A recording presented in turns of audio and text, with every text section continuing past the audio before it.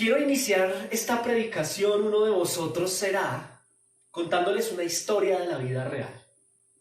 Cuentan los historiadores que existió en el siglo XIX un estadista y revolucionario francés, considerado uno de los mayores genios militares de la historia. Su ambición de proclamarse rey y emperador lo llevó a ser rey de Italia y emperador de Francia.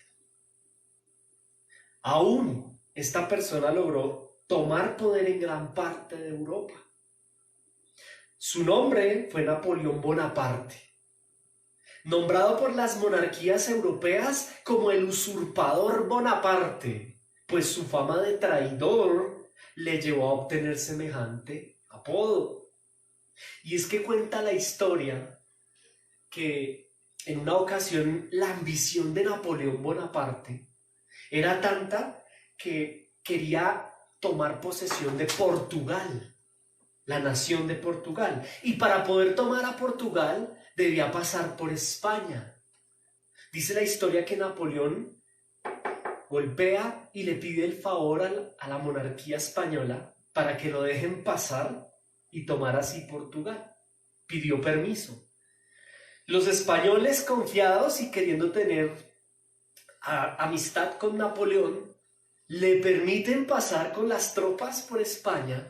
Dice la historia que Napoleón toma Portugal y de repente traiciona a los españoles y dice como que me gusta España, y toma posesión de España.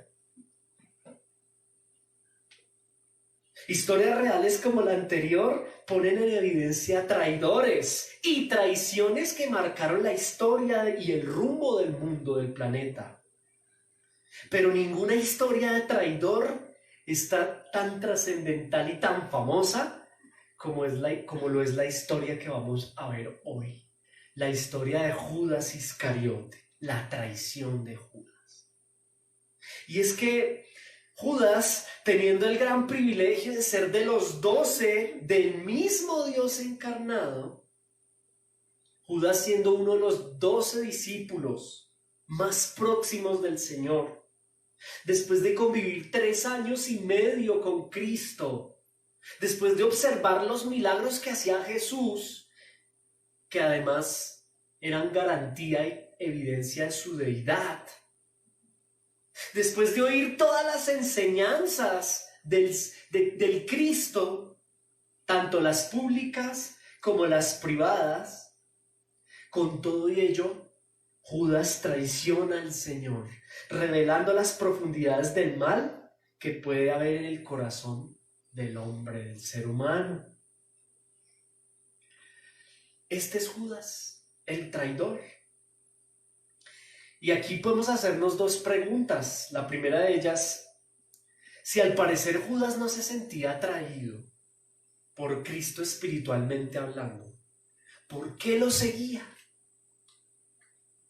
¿Por qué permanecer temporalmente con Cristo y ganarse su confianza para luego traicionarlo?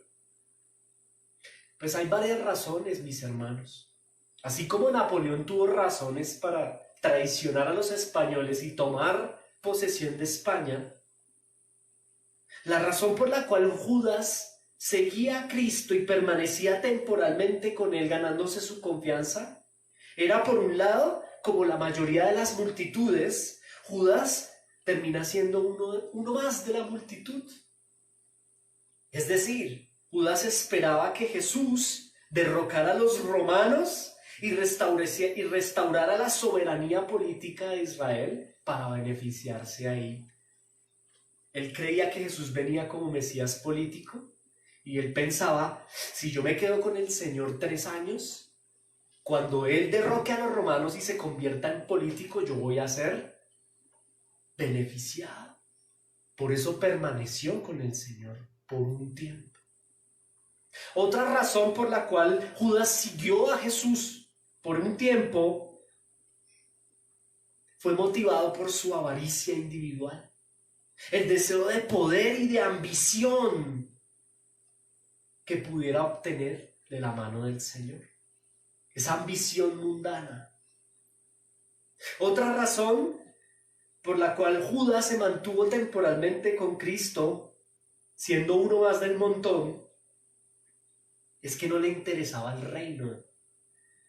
A Judas no le interesaba el reino a causa de la salvación. Más bien lo que le interesaba a Judas de Cristo y su ministerio era obtener riqueza, poder y prestigio.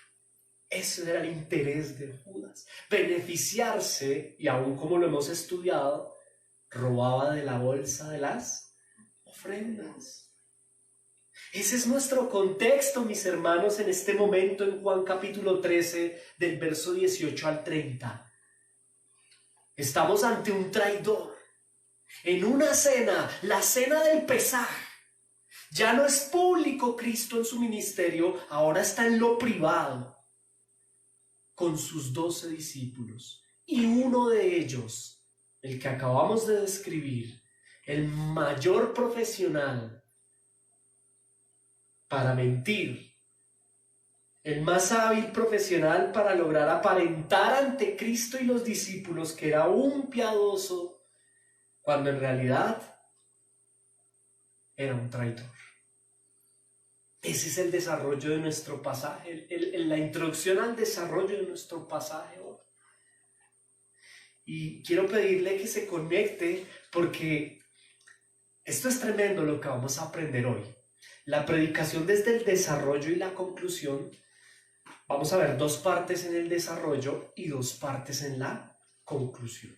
¿Listo? La primera parte del desarrollo la encontramos del verso 18 al 20. Quiero que usted en su Biblia me acompañe despacio en el verso 18 al 20. Ya habiendo hecho la introducción de Judas en la escena, Judas el traidor, miremos despacio verso 18 al 20. Miren lo que dice la escritura, usted lo lee en casa. Dice el verso 18, no hablo, ahí está Cristo hablando a sus discípulos y les dice, yo no hablo de todos ustedes, de todos vosotros. Yo sé a quienes he elegido, mas para que se cumpla la escritura, el que come pan conmigo levantó contra mí su calcañal.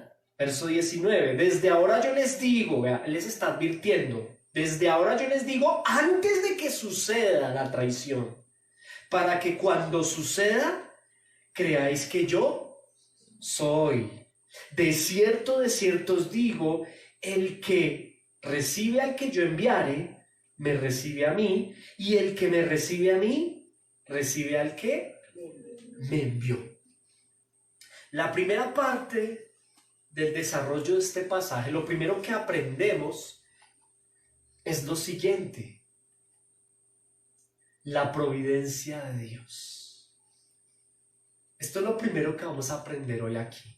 ¿Qué es la providencia de Dios y cómo vemos la providencia de Dios aquí, en estos 3 versículos? La providencia de Dios, escúcheme con atención, es un atributo propio y exclusivo de Dios.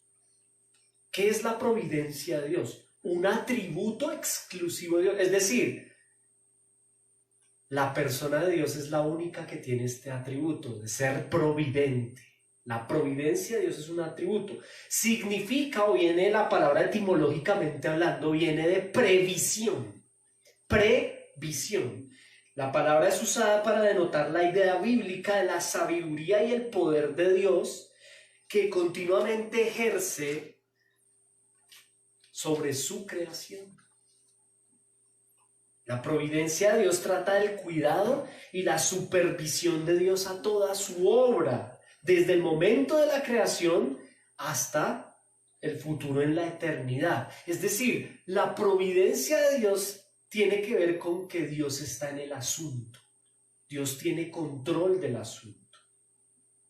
¿Ok?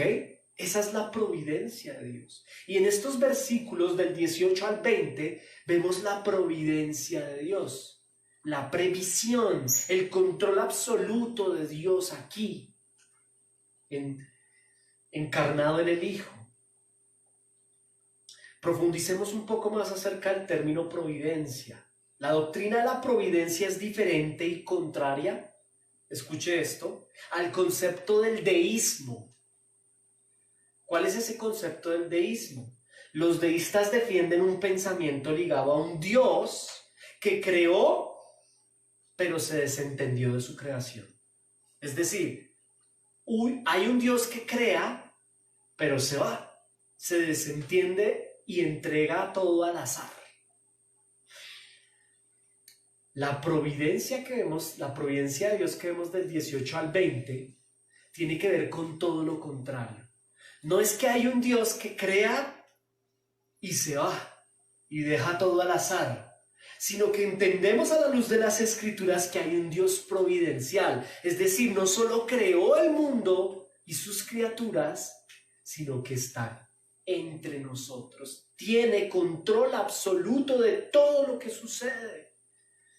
Como bien lo dijera en la obra de Miguel de Cervantes Saavedra, Don Quijote de la Mancha, no cae la hoja de un árbol sin que Dios lo quiera y lo permita. Esa es la providencia de Dios. Él está en el asunto. E insisto, permítame insistir, es contraria, la doctrina de la providencia es contraria al deísmo, que cree que Dios creó, hay un Dios creador que se desentendió y que aquí estamos en manos del azar. Ahora, como Iglesia Bíblica Santa Gracia, nosotros no abrazamos la postura deísta, porque no la vemos aquí en el pasaje. Empecemos por el pasaje de hoy. Nosotros no vemos aquí a un Dios que se desentendió y entregó al mundo al azar. Por lo contrario, nosotros abrazamos la doctrina de la providencia de Dios porque vemos a un Dios que está en el asunto. Él está aquí en el asunto del pasaje del capítulo 13. Abrazamos la providencia de Dios porque la estamos escuchando en las palabras de Jesús en estos 3 versículos. Cristo encarnado, Dios entre nosotros, no ajeno a nosotros. Y lo que está por suceder en este momento de Juan 13, ¿dónde estamos? En la cena del pesaje. Y va a ver qué va a pasar. Una traición, ¿sí o no? Alguien va a traicionar. Lo que está a punto de suceder, esa traición, es parte de la providencia de Dios. ¿Cómo así? Lo que está a punto de ocurrir, la traición de Judas, no es producto del azar. Es producto de un Dios providencial que aún está en el asunto. Tiene control providencial de la situación. No es que la traición de Judas se le salió a Dios de las manos, como que Jesús está sorprendido. Como que es producto del azar místico o del destino o las circunstancias. Más bien todo lo contrario, mis hermanos. Cristo les dice, y ustedes lo acaban de leer, ¿qué les dice? No se asusten, no se preocupen, no se turben, no se les mueva el piso. Yo estoy en el timón. Eso es lo que les está diciendo el Señor. Lo que va a suceder a continuación, le está hablando a sus 12, no debe preocuparlos, no debe asustarlos. Yo estoy en el timón, yo estoy bajo control providencial. Además está escrito, es lo que les dice. Mire el verso 18b, por favor.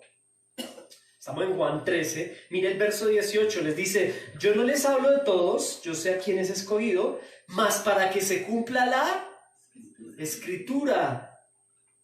El que come pan conmigo me va a traicionar. Mire que el Señor les está diciendo: yo soy consciente de lo que va a pasar.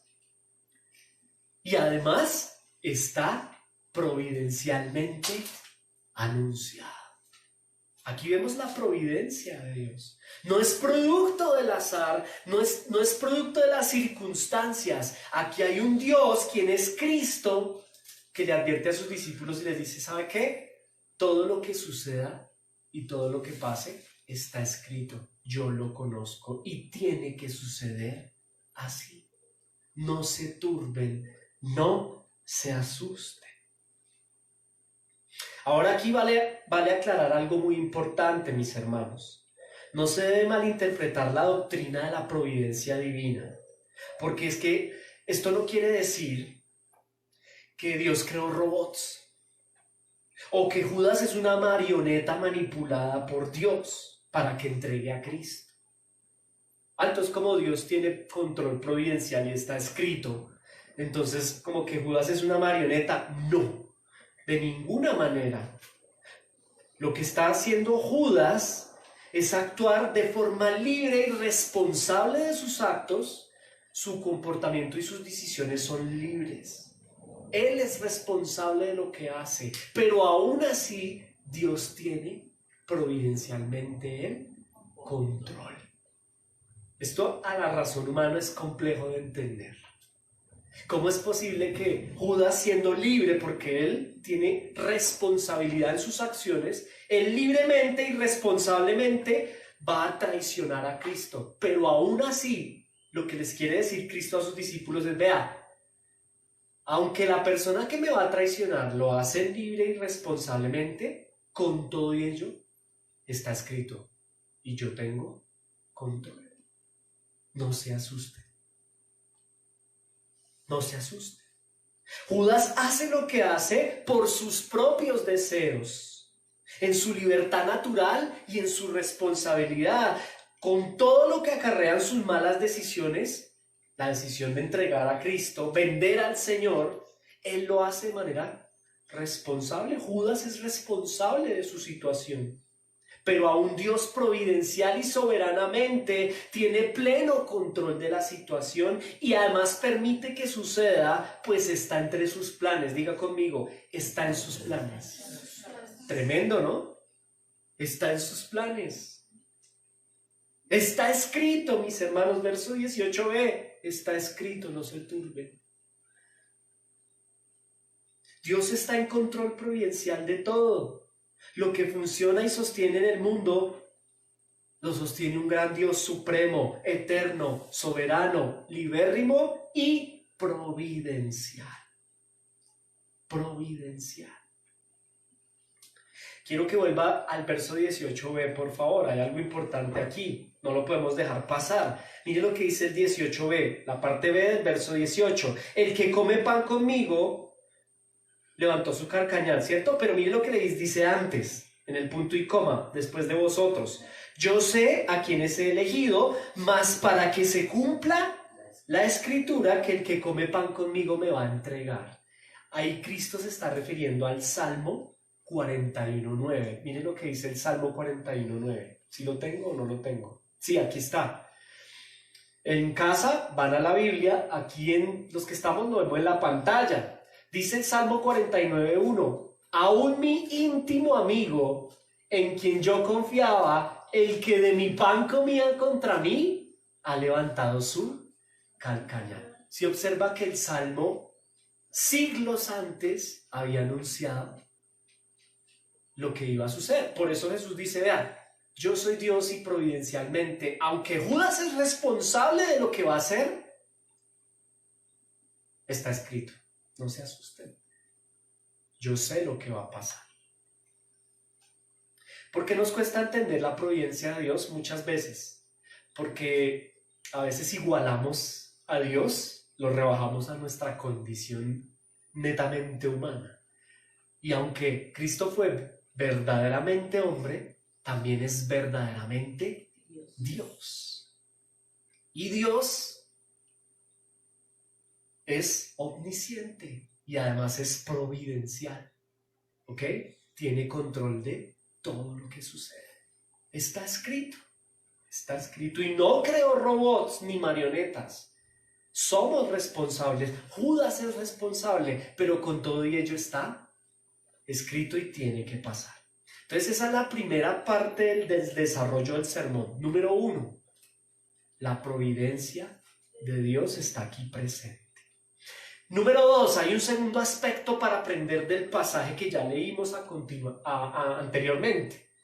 No solo la providencia de Dios, sino la traición anunciada. Diga conmigo, traición anunciada.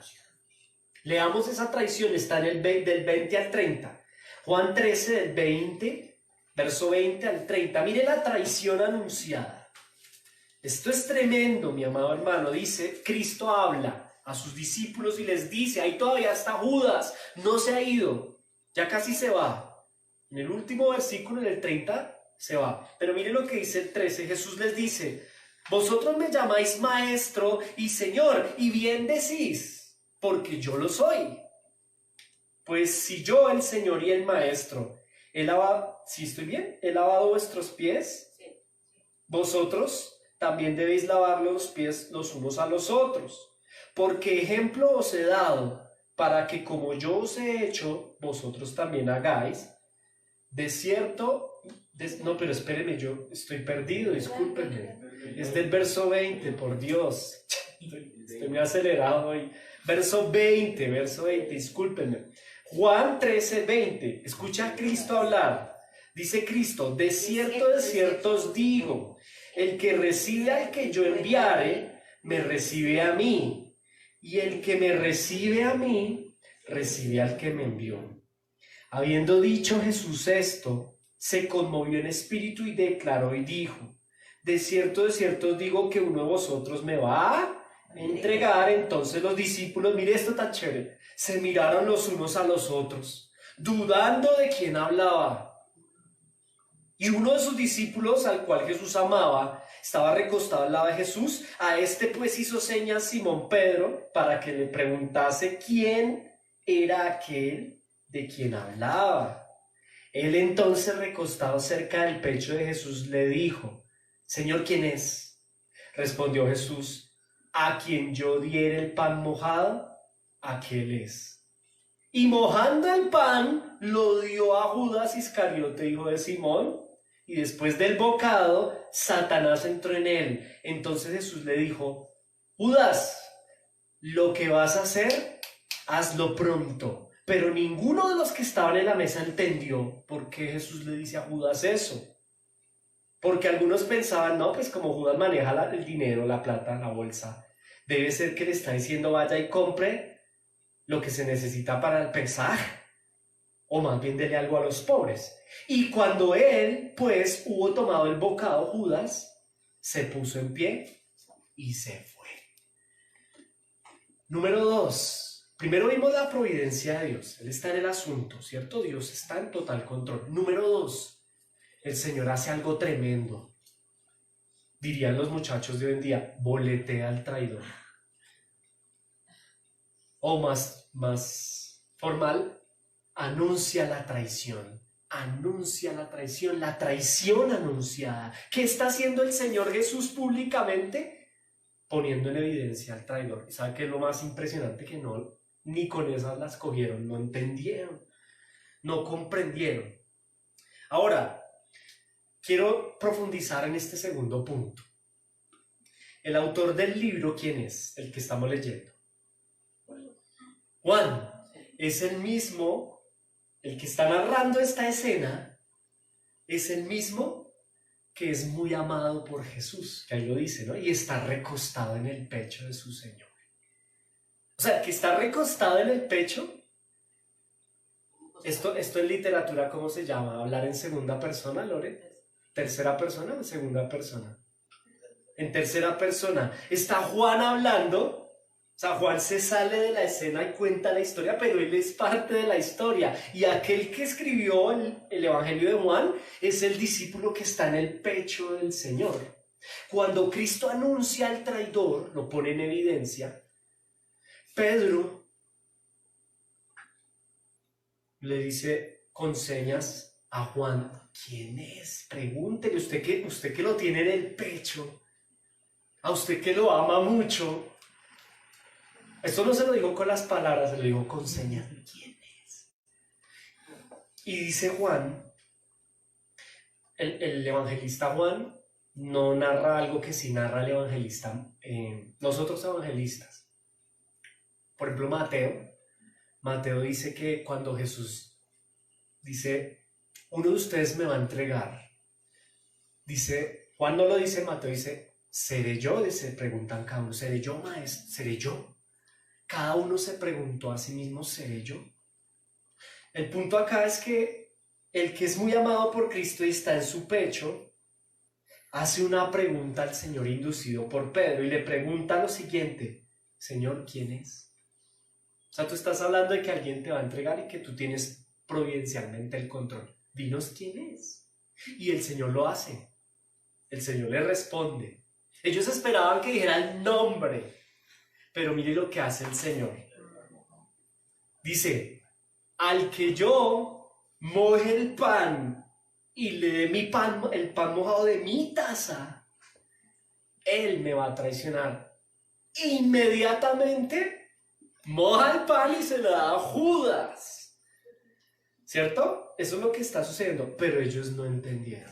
El Señor revela quién es el traidor y ellos no entienden. No entienden. Ahora bien, así como, ojo a esto, porque aquí hay algo muy importante. Así como entendemos desde la providencia de Dios que Él no creó marionetas, es decir, Dios no crea aunque está escrito y providencialmente Dios tiene el control, no crea marionetas. Judas es responsable de ser traidor. Asimismo, debemos entender que el diablo tampoco usa marionetas. ¿Por qué digo esto? Porque el pasaje nos dice que Judas recibe el bocado, lo come y ¿qué pasa? Satanás entró en él. Alguien podría, y de hecho yo he escuchado a predicadores que dicen lo siguiente, de pronto inspirados en Rousseau, ¿no? ¿Se acuerda la frase de Rousseau, que es un humanista enamorado del hombre? Rousseau dice: el hombre nace bueno, la sociedad lo corrompe. Entonces yo he escuchado predicadores que dicen lo siguiente: es que Judas es bueno, lo que pasa es que la sociedad lo corrompió. Y en este caso la sociedad, ¿quién es? Satanás, que entró en él. Es decir, Judas es buena persona, sino que está poseído ahí, como que es el diablo el responsable. Y esto es un error. Así como entendemos que Dios no crea marionetas, sino que cada quien tiene una responsabilidad, también debemos entender que la responsabilidad aquí, aunque Satanás engañó a Judas y entró en él, ¿de quién es la responsabilidad? De Judas. ¿Quién se va a ir para el infierno? Judas y el diablo. Pero Judas se va a ir para el infierno. De hecho, ya está en el infierno. Yo he escuchado predicadores que dicen que Judas se salvó. No sé de dónde sacan semejante conjetura. Ahora, mucha atención a lo siguiente. El verso 27, léalo conmigo, es paralelo al verso 2 de la Biblia, en el capítulo 13. Mire lo que dice el verso 27. Verso 27 dice: y después del bocado, ¿después de qué? Del bocado. Satanás entró en él. Entonces Jesús le dijo: lo que vas a hacer, hazlo. ¿Qué es lo que va a hacer? Lo va a vender, lo va a entregar. Y mire el verso 2 de ese mismo capítulo, son paralelos. Mire lo que dice el verso 2 de Juan 13. Y cuando cenaban, como el diablo ya había puesto en el corazón de Judas Iscariote, hijo de Simón, que le entregase. Mire lo que hace primero Satanás, el engañador, en el falso discípulo. El falso discípulo es re falso, pero aún es difícil de identificar. ¿Sí ve que no entendieron quién era? Todos, ¿pero quién es? Y el Señor pero es que el que yo le dé el pan, o sea, el Señor está haciendo así. Y con todo ello es difícil de identificar. ¿Por qué el falso discípulo es difícil de identificar? Porque es un profesional en engañar. Pero a Cristo nadie lo, porque Él es Dios. Algunos teólogos entre comillas, progresistas, hablan de que Jesús no es Dios, sino que es un hombre, un buen hombre, un ejemplo de moral. Que no es Dios, sino que es un maestro, un bacán. Y por eso entonces, pues, Jesús no sabía y fue engañado. No, Jesús es consciente y lo acabamos de ver, está escrito. El Señor sabe lo que va a suceder. Y el punto acá, mis hermanos, lo que quiero que entendamos a la luz de la Escritura es lo siguiente. Hay dos versos paralelos. El verso 2 dice que Satanás primero, ¿qué hizo? Versículo 2. Mientras estaban cenando, el diablo puso en el corazón, diga conmigo, puso en el corazón. ¿Se acuerda que el corazón es un contenedor de qué? Bíblicamente hablando, de la razón y la conciencia. Satanás puso en la razón y en la conciencia de Judas. Ay, eso, hermano, vea, así literal, Satanás. ¿Qué había sucedido antes de esta escena? ¿Usted se acuerda? Lo estudiamos aquí. Sí. Una mujer trajo un perfume que valía un dinero. Y Judas dijo, no, eso vale mucha plata. Y Jesús le dijo, no, silencio, Judas, porque esa mentalidad suya de dinero no. Déjela que ella adore, porque a los pobres siempre los tendrán, pero a mí no. Esa fue la copa que rebosó la gota que rebosó la copa en el falso discípulo. Ese día Judas entendió que no se iba a beneficiar del Señor económicamente. Entonces Satanás empezó a trabajar en el corazón de este falso discípulo. ¿Cómo? Usted aquí no va a sacar tajada. Así le decía el diablo. Usted en esta iglesia, en ese grupo, en esta cena que usted dinero no va a encontrar, prosperidad, finanzas. Entregue al Señor, véndalo. Eso pasó en el verso 2, pero ya en el verso, ¿cuál estamos viendo? 27, Satanás tomó control y posesión total. En el verso 2 estaba ya en un nivel de influencia fuerte, pero ya en el verso 27 tomó control total. Dice frente a este versículo, el comentarista, teólogo y pastor John MacArthur, en su comentario del libro de Juan, dice lo siguiente: Judas fue poseído de manera personal por Satanás al ejecutar su traición. Dice el otro comentarista, el teólogo, filósofo y pastor R.C. Sproul, frente al versículo que acabamos de mencionar, dice: Judas, siendo un agente responsable, dice así, se rindió al dominio e influencia del mal voluntariamente. Su corazón se entregó como instrumento para las tinieblas. Sea que el diablo haya entrado, como dice John MacArthur, o sea que, como dice R.C. Sproul, signifique ese verso 27 que hay un total control del diablo, sea como sea que haya sido poseído o haya sido influenciado, cualquiera de las dos anteriores posibilidades de interpretación acerca de la posesión demoníaca, nos queda algo sí muy claro, y es lo siguiente: que ni Dios soberana y providencialmente creó robots y marionetas para utilizar a su antojo, como tampoco Satanás puede utilizar como marioneta a Judas. Judas es responsable de lo que está haciendo. ¿Y qué está haciendo? Está entregando, vendiendo al Señor. Hay una responsabilidad consciente en Judas ante lo que está por hacer. Él es plenamente responsable de sus actos. Aún así, escuche esto, punto número 1, providencial y soberanamente Dios tiene un plan con esto. Es tremendo. Dios tiene un propósito con esto. Él tiene pleno dominio y por eso les dice: tranquilos, Judas, vaya, haga lo que tiene que hacer, hágalo pronto. Pero previamente les dijo: tranquilos, yo tengo el control. Yo no los entregué a las circunstancias. Esto no es producto del azar. Yo estoy en el control y está escrito.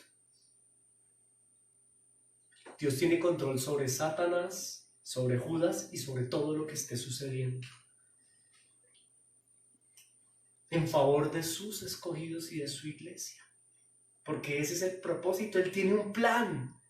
Con todo lo que sucede, Él tiene un plan en favor de sus verdaderos discípulos. Amén. Ahora vamos a pasar a la parte final del sermón expositivo, que es la aplicación personal. ¿Qué me enseña esto a mí? O mejor, esta enseñanza, ¿cómo la puedo aplicar a mi vida como creyente? ¿Cuál enseñanza, pastor? Número 1, la providencia de Dios Y número 2, la traición anunciada, que es lo que aprendimos hoy en el pasaje. ¿Cómo puedo yo como cristiano, como discípulo, como uno de los 11 que está ahí sentado, qué puedo aprender yo de esto, de esta escena? Vamos a ver, ¿qué vamos a aprender? Lo primero que podemos aprender con el desarrollo de ese pasaje, para aplicarlo de manera personal, número 1, Dios tiene el timón. Dígalo conmigo, Dios tiene el timón. Mis amados hermanos, aplicación del pasaje, Dios tiene el timón. Dios tiene el timón en su providencia, Él tiene el timón. Y es que conocer atributos de Dios como lo son la providencia, nos permite como hijos descansar en el Señor, sabiendo que todo está bajo su perfecto dominio. La doctrina de la providencia divina, porque es una doctrina bíblica, hace parte de la teología propia, atributos de Dios.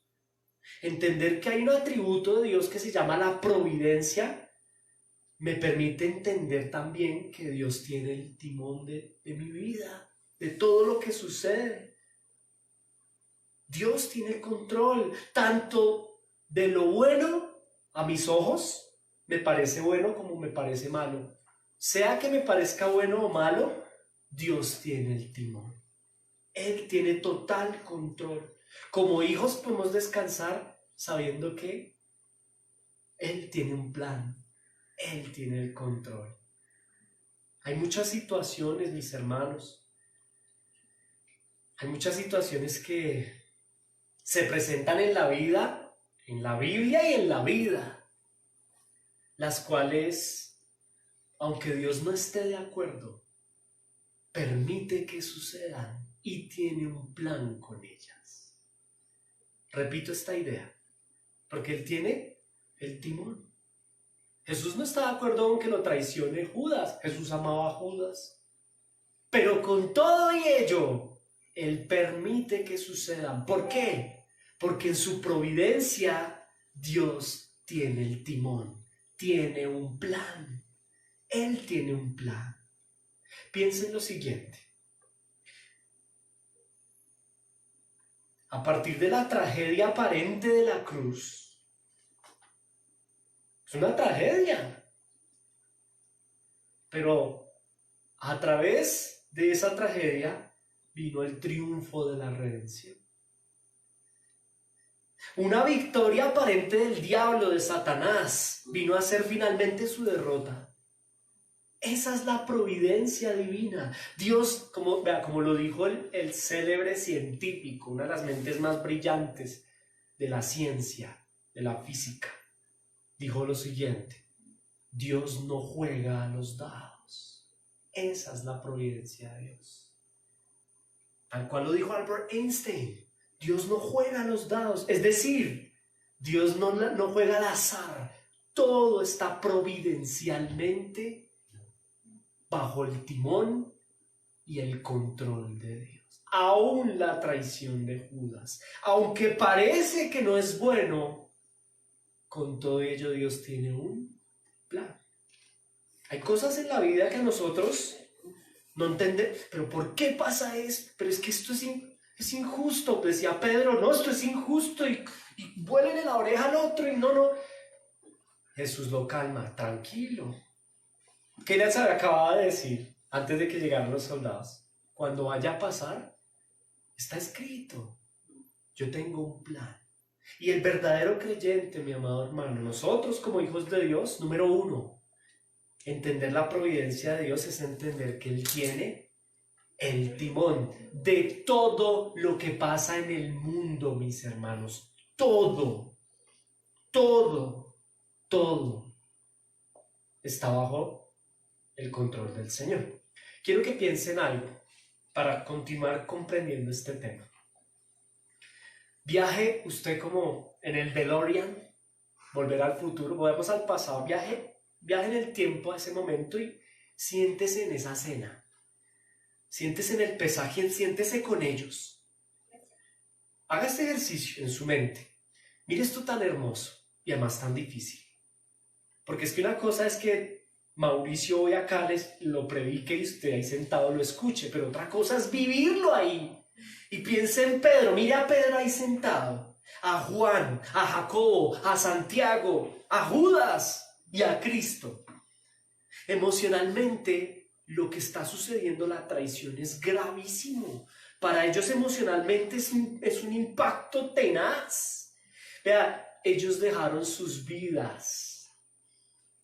Hace 3 años y medio atrás, renunciaron a sus proyectos de vida, a sus familias, a sus negocios, a su profesión. Ellos dejaron todo para invertir su vida, 3 años y medio en Cristo, para que venga alguien y traicione al Señor y maten a Jesús. Eso es la bancarrota para ellos. Es grave lo que está sucediendo.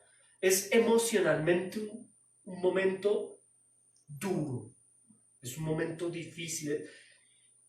Yo escribí acá un momento de crisis familiar, porque ellos son una familia. Parecía que todo se caía. Parece que todo se va a pique. Todo iba tan bien. Acabamos de tener a las multitudes, la gente recibió al Señor en el pollino de asna. De repente, Jesús va a ser tomado. Es entregado. 3 años y medio de ministerio, de trabajo, de inversión, de amor, de unidad, de grupo, de construir un grupo, de luchar juntos. Parece que se va al piso por la irresponsabilidad de un traidor. Se nos acabó la vida. Qué momento de crisis familiar tan duro. Parece que todo se cae, pero mis hermanos, como creyentes, a nosotros nos pasa muchas veces lo mismo. ¿Cuántas veces no nos están sucediendo en la vida situaciones adversas que parecen salirse de control, donde uno se siente como que aquí no hay luz, aquí no hay respuesta, y donde uno se pregunta, ¿dónde está, Señor? ¿Por qué me pasa esto? ¿Por qué yo estoy viviendo esto? Parece que no hay norte. Pero eso es aparentemente, mis hermanos, porque al final podemos entender que Dios tiene el timón. Él es providencial. Él tiene control total. No somos deístas, con D minúscula. Como que Dios nos creó y se fue y que sea lo que el azar quiera. No. Dios tiene el control de todo lo que sucede en tu vida, mi amado hermano. Sea una tragedia, una enfermedad. ¿Por qué me pasa esto a mí? Aunque Dios no está de acuerdo, Dios lo permite providencialmente en tu vida porque Él tiene un propósito con esto. Aunque parece trágico que al Señor lo van a agarrar y se lo llevan y además lo llevan a la cruz. Detrás de todo esto hay un plan y un propósito maravilloso. ¿Cuál es ese propósito? Usted dirá, pero entonces, ¿cuál es el propósito de mi enfermedad, de mi tragedia? ¿Cuál es el propósito de que Judas sea traidor? Está en el versículo 19, no sé si ya se había dado cuenta, pero mírenlo, léalo conmigo. Aquí está el propósito, verso 19, Juan 13, versículo 19. Miren lo que les dice el Señor, desde ahora, o sea, yo se lo parafraseo, les anticipo, les está diciendo, les anticipo, les digo antes de que suceda, para que cuando suceda la situación que a ti te parece que es, ¿por qué me pasa a mí? Para que cuando suceda, ¿qué? Dígalo conmigo, creáis que soy yo. Creáis que yo soy. Ese es el propósito de Dios providencial con la traición. No que Judas, sino que sus discípulos, los que Él escogió en medio de la tragedia, crean que Él es Dios. Ese es el propósito providencial de la traición. de la dificultad, porque estamos en la aplicación práctica, que tú entiendas que Dios tiene el control y que ese control, esto que está sucediendo está en el control de Él. ¿Para qué? Para que tú y yo entendamos que Él es Dios y que Él está en control. Yo sé que esto trae paz a muchos de nosotros. Tal vez tú que me estás viendo a través de esta transmisión, ¿te has preguntado, como se preguntan hoy los discípulos, por qué esta paz? ¿Por qué hay un traidor? ¿Por qué van a tomar al Señor y va a ir a la cruz? Eso hace parte de la providencia de Dios, porque Él tiene el timón y tiene un propósito: que crean que yo soy, que creamos que Él es. Esa circunstancia, enfermedad, tragedia, esa traición, todo está en absoluto control de Dios, un Dios verdadero. El mismo Dios de Abraham, de Isaac, de Jacob, está presente y atento a cumplir su plan. Dios permite que suceda así. Y Él nos advierte, antes de que suceda, mis hermanos, yo no sé qué pase mañana, como la canción, ¿no? Yo no sé, ay no, mentira, yo no sé mañana, listo, no sé mañana, pero Dios sí sabe. Y antes de que suceda, mi hermano, hoy estás aquí, mañana no sabemos, ¿cierto? No sabemos, pero antes de que suceda, el Señor nos dice hoy, escúchelo, Dios nos dice, voy a leer, para que cuando eso suceda, creas que yo soy. Pero ¿por qué me pasa esto? Para que tú creas que yo soy. Aquí se va a ver quién es Judas y quién es discípulo. ¿Qué hizo Judas? Versículo 30. Se fue. Se fue. Se puso en pie. Ahora está el verso 30. Se puso en pie y ¿qué hizo? Salió aún siendo de noche. Y esto también hace parte del plan de Dios. Los demás se quedaron con el Señor. De pronto en ese momento no entendieron, como tú hoy no entiendes. Más adelante vas a entender por qué el Señor, aunque no esté de acuerdo, permite que susciten situaciones. Él tiene el timón. Y número 2, la segunda aplicación práctica, aprendizaje práctico del pasaje. Examen de conciencia individual. Dígalo conmigo, examen de conciencia individual, ¿cierto? Hay un examen de conciencia individual. Vea, hoy estamos a domingo 11 de abril. Como los 11 discípulos, cuando Jesús advirtió que alguien le traicionaría, ¿qué pasó? Jesús dijo, vea, ¿sabe qué? Dice el pasaje, no lo voy a volver a leer, ya lo leímos 3 veces. Jesús dice, se turbó su corazón. Él no está feliz de la pelea, él está turbado en su espíritu, dice. Y habla lo siguiente: uno de ustedes me va a traicionar, ¿cierto? ¿Cuál fue la actitud de los 11 discípulos? No de Judas. Todos se preguntaron. Cada uno hizo el punto número 2, que hoy es una invitación para ti y para mí. Un examen de conciencia. Nadie, ese es Pedro, ese es el no. Todos dijeron, bueno, no dice todos, pero algunos de ellos dijeron, soy yo, Señor. Y esta es una acción necesaria para el verdadero creyente. Hoy, mis amados hermanos, no solo entendemos que Dios tiene el timón, sino a través del pasaje, Dios nos invita a que nos hagamos un examen de conciencia individual. Hoy, domingo 11 de abril, como los 11, cuando Jesús dijo, alguien me va a traicionar, ellos respondieron, ¿seré yo, Señor? No sabían quién era el traidor. ¿Sabe por qué? Porque no estaban pendientes de los pecados del otro. Ellos estaban pensando en sí mismos. ¿Será que soy yo? ¿Yo soy el traidor? Ellos se sometieron a un examen de conciencia individual, cada uno de ellos, y esto es necesario en el verdadero creyente. Mis hermanos, atención a lo siguiente: la vida de Judas es un recordatorio aleccionador sobre la necesidad de un examen propio.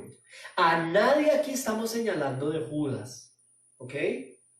Ni más faltaba, yo no estoy señalando aquí a nadie de Judas. Lo que estamos que el Señor sí señaló a Judas. Nosotros hoy no. Lo que queremos es lo siguiente: extender una invitación a partir del pasaje para que cada uno de nosotros imitemos la actitud de los 11 verdaderos discípulos y examinemos nuestro corazón. Y eso lo dice la Biblia. No solamente aquí en el pasaje, mire lo que dice. Si lo tengo o no lo tengo. No lo tengo. Vaya a su Biblia rápido. A 2 Corintios 13:5. 2 Corintios 13:5. Mira lo que dice 2 Corintios 13:5. Punto número 2. Examen de conciencia, ¿no? 2 Corintios 13:5. Si lo tiene, diga conmigo que así sea. Amén, que así sea. Listo. 2 Corintios 13, verso 5. Dice la Escritura para nosotros, iglesia: examinaos a vosotros mismos si estáis en ¿qué?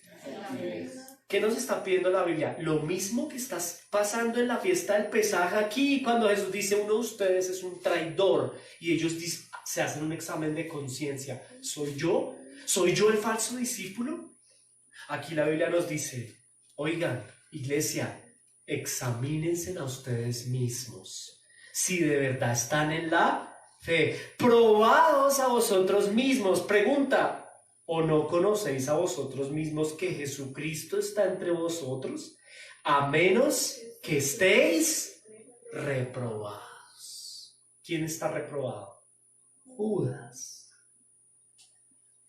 El verdadero creyente debe hacerse un examen de conciencia individual diariamente. Así como debo lavarme los pies, lo aprendimos hace 8 días, diariamente santificarme, limpiarme del mundo, diariamente yo debo preguntarme a mí mismo, a mi corazón: ¿a dónde engañó Satanás a Judas? El campo de batalla es el corazón, la razón y la conciencia. Examínense, mis hermanos, es una invitación. Judas tipifica la vileza de la traición espiritual. Hermanos, en toda época ha habido un traidor espiritual. En toda época hay un Judas, ha habido un Judas, y es necesario hacernos un examen de conciencia individual. Dios nos pide examinar hoy nuestro corazón. Si hay algo, escucha esto. Si hay algo que, a pesar de estar externamente, si hay alguien que, a pesar, una persona como Judas, que aparentemente de forma externa está en la iglesia local, pero tiene en su corazón serios conflictos de odio, contienda, resentimiento, deseos de beneficio individual, la invitación hoy: examínate, mi amado hermano. Examina tu corazón. Amorosamente te invito a examinarte y arrepentirte. Si al hacer este examen de conciencia te encuentras con la realidad de que crees ser discípulo, pero amas más tu propia interpretación del mensaje de Cristo. Esto es lo que le pasa a Judas. Pues sí, yo escucho a Jesús y además es hasta silencioso y respetuoso. Lo escucha, pero sale y dice: chévere y todo, pero yo pienso que es así. Me parece que mejor es así, a mi manera. Ahí hay un problema y hay que examinar mi corazón. Cuando las escrituras son claras y me dan un dogma claro, una directriz clara frente a mi relación familiar, sexual, emocional, financiera, con Dios. Y con todo ello yo la escucho, pero al final hago lo que, discúlpeme el término, lo que me place. Ahí hay un problema, ahí hay un Judas. O hay un discípulo que necesita examinar su corazón. No es precisamente un Judas, tal vez soy yo mismo que necesito limpiar mis pies y examinar como dice el pasaje, ¿no? En 2 Corintios. Ponerme a prueba, examinar a ver si yo estoy en la fe. ¿Qué es estar en la fe? Es estar en la instrucción de Cristo, en la palabra. Y esto es muy importante, mis hermanos, porque vivimos en un tiempo en donde los grandes teólogos dicen que estamos en el siglo de la relativización de las cosas. Y es verdad. Esto está tan grave, se la voy a poner así, estamos en un tiempo tan tenaz, tan difícil como dice la Escritura, los últimos tiempos son tenaz. Nunca en la historia de la humanidad se había cuestionado quién es hombre y quién es mujer. Y al día de hoy hasta eso es relativo. Así de sencillo. Y si tú quieres ser perro, pues eso es relativo a ti. Tú te crees una planta, pues tienes derechos de las plantas. Él es planta, digámosle planta. Hola planta. Él se cree un elefante. Y te vamos a enviar a la cárcel a ti por decirle que él no es elefante. Estamos relativizándolo todo. Tu verdad es tu verdad, pero mi verdad es mi verdad. Y no hay verdad absoluta. Ese es el principio del relativismo. Y estamos en ese tiempo. Y eso es un problema. Porque Cristo es la única verdad, el único camino. Él lo dice. Yo soy la verdad y la vida. Y si yo voy a relativizar la verdad, soy Judas. Relativizo a Cristo. Y entonces, Mauricio, pues sí, muy linda tu predicación y tu Jesús, pero es que mi Jesús es distinto. Yo tengo otro tipo de Jesús, que es un Jesús financiero, es un Jesús empresarial, es un Jesús del comercio. Tú eres Judas. Porque tu prioridad es el dinero, igual que el corazón de Judas. Y eres capaz de vender a Cristo por dinero. Ahora, el problema de Judas era la codicia financiera. Examinémonos cada uno de nosotros, nos dice la Escritura, punto número 2. A ver si estamos en la fe. Porque es que el mundo dice ser creyente, pero ¿en qué fe estás tú? Ay, es que yo soy el mejor cristiano de todos, pero no te congregas. Si tú dices ser discípulo, pero no te congregas, escúchame bien, por favor, y lo digo con mucho amor, siendo yo un pecador. Si tú dices ser discípulo, pero tú no te congregas, es decir, estás como Judas en el versículo 30 de Juan 13. ¿Qué pasó en el versículo 30 en la noche? Usted lo acaba de leer. Judas se fue. Judas se fue. ¿Y sabe qué pasó después de que Judas salió? Se perdió, empezó lo mejor. Yo no he empezado a predicar, Juan. De aquí en adelante empieza lo mejor. El Señor le empieza a dar doctrina pura a sus discípulos, les habla del Espíritu Santo, les habla de todo, les anuncia todo lo que viene. Judas no está, les establece la cena el Señor. Cuando Judas se va, Jesús cena con ellos y les dice: este es el pan y este es el cuerpo, mi sangre, piensen en mí, porque ya está con los suyos, ya se fue, el Satanás salió y ya con ellos está. Y muchos creen como Judas, están ausentes de la iglesia, no están en la cena, no están en la iglesia local, no están con los discípulos, pero dicen que son discípulos. Están ausentes, no están sentados a la mesa comiendo del pan con la congregación. ¿Por qué no están? Porque están igual que Judas, en sus negocios y en sus vueltas personales. Examina tu corazón, amado hermano. Punto número 2. No solo hay un Dios providencial que tiene el timón de todo. También aquí en este pasaje aprendemos a examinar nuestro corazón. ¿Seré yo, Señor? ¿Soy yo el traidor? El mismo Juan. Jesús le acaba de decir a Juan quién es y él dice: soy yo. ¿Seré yo, Señor? ¿Por qué? Porque hay que desconfiar de mi propio pecado. El verdadero creyente debe desconfiar siempre del engañoso corazón. Ay, Dios habló a mi corazón. No, la Biblia dice que el corazón es engañoso. Entonces prueba si verdad Dios habló a tu corazón, y lo hace por la palabra. ¿Cuál palabra? La que se predica en la iglesia bíblica. ¿Cuál iglesia bíblica? Somos una iglesia bíblica. Hay personas que no discriminan en lo que es una iglesia bíblica y lo que no es. Como Judas.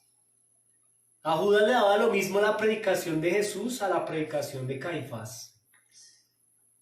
Porque para Judas lo más importante no era la predicación, sino el beneficio individual. El beneficio individual. Ojo, el beneficio, porque no solo es dinero. Hay personas que, como Judas, por eso examinémonos, mis amados hermanos, y limpiemos nuestros pies.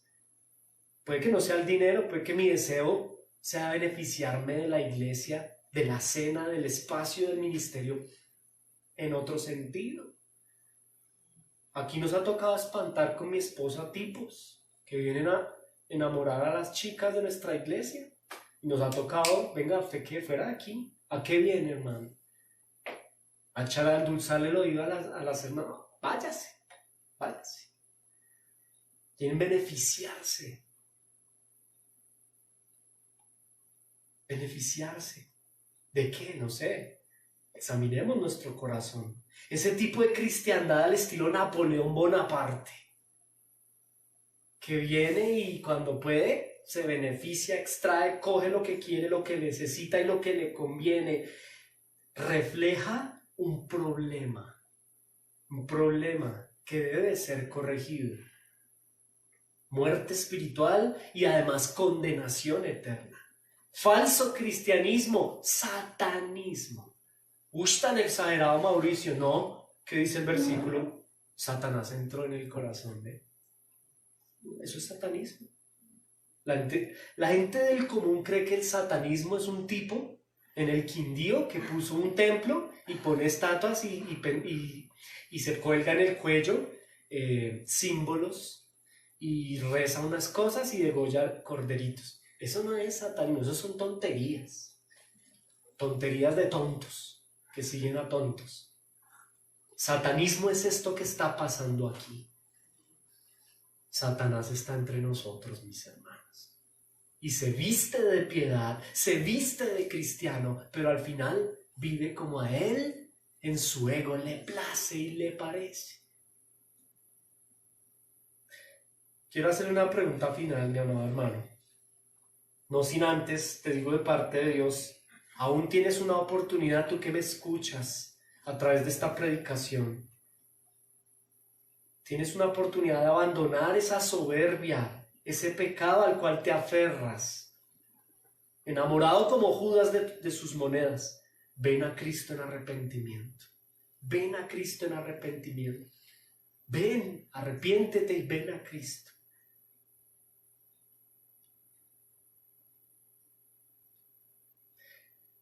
Me dirijo a la iglesia, a los 11 discípulos, a la verdadera iglesia ahora. A modo de conclusión, con esto voy a cerrar, vamos a terminar. Iglesia bíblica, concluimos con lo siguiente. 1. Hay un Dios soberano y providencial que está en el mando, tiene el timón, está aún en el asunto más difícil bajo control. Dios tiene el control. Dios nos dice hoy a través de su palabra lo que le dijo a sus discípulos en la mesa del pesaje. Yo tengo el control, está escrito, no se turbe. Dios te dice en esta hora, a partir de su palabra, Dios dice, no os turbéis, no se estresen, no se asusten. No tienen que entenderlo todo. Es que usted no es Dios, no tiene que entender las cosas. A usted el Señor no lo llama a entender nada, por lo menos en tiempo vivencial presente. Solamente descanse en el Señor y comprenda que Él tiene el timón. No se desespere. Y número 2, mi amado hermano, amada iglesia, examina tu corazón. Ponlo a prueba. No te confíes, como dice la Escritura, el que crea que esté bien, cuídese, mire que no caiga. No te confíes nunca, sabiendo que nuestro corazón es engañoso. Examina tu corazón. Eso lo hace un verdadero creyente, examinar su vida. Amén. Quien pueda oír, que escuche. El que tiene oídos para oír, que oiga. Amén y amén. Vamos a orar, mis hermanos. Nos despedimos de ustedes quienes nos acompañaron a través de la transmisión. Un abrazo para todos. Esperamos verles aquí sentaditos pronto en la mesa del Señor.